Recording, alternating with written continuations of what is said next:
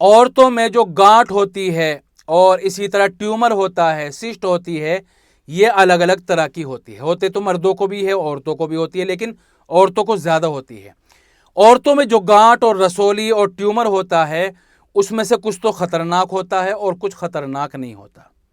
کچھ ایسی ہوتی ہے گانٹ اور رسولی جس میں درد ہوتا ہے، کچھ ایسی ہوتی ہے جس میں درد نہیں ہوتا. اچھا، الگ الگ جگہ ہوتی ہے عورتوں کی. چھاتی میں بھی ہوتی ہے، چھاتی میں پھر کئی طرح کی ہوتی ہے، بچے دانی میں ہوتی ہے، یا باڈی کے کسی اور پارٹ پر ہوتی ہے. پریشانی تو ہر جگہ ہے، کہیں بھی ہو جاوے گانٹ تو ہر جگہ پریشانی ہی کی بات ہے. لیکن عورتوں کے لیے دو سب سے بڑے مسئلے بن جاتے ہیں، دو کنڈیشن سب سے بڑی بن جاتی ہے جب جو گانٹ اور سسٹ اور ٹیومر ہے وہ چھاتی میں ہو یا بچے دانی میں ہو. کیونکہ اگر چھاتی میں ہوگا تو اس میں درد بھی ہوتا ہے بعض دفعہ. ایسی عورت کے دودھ پلانے میں اور بچوں کو دودھ پلاتے ہوئے بڑی پریشانی ہوتی ہے، کیونکہ یہی پریشانی بچوں کو لگنے کا خطرہ رہتا ہے.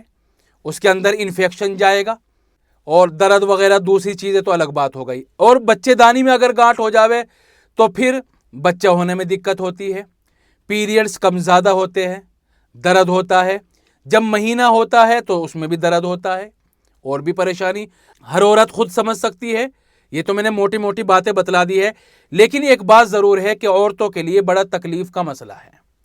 اس کی کئی وجہ ہے کیوں ہوتی ہے گانٹ چھاتی میں، بچے دانی میں، یا مردوں کے کہیں بھی ہو جاتی ہے. کیوں ہوتی ہے میں پہلے ڈیٹیل کے ساتھ لائیو آ کر بھی بتلا چکا ہوں. اب میں سیدھا سیدھا اس کا علاج بتا دیتا ہوں کہ السی کے بیج لے لو. السی کے بیج پیس کر روزانہ رات کو سونے سے پہلے 1 چمچ لے لو. رات کو نہیں لے سکتے تو آپ صبح کو لے لو. یعنی 24 گھنٹے میں 1 ہی چمچ لینا ہے، اور وہ بھی خالی پیٹ. چاہے صبح کو ناشتے سے پہلے لے لو یا رات کو سوتے ہوئے لے لو. ٹھیک ہے.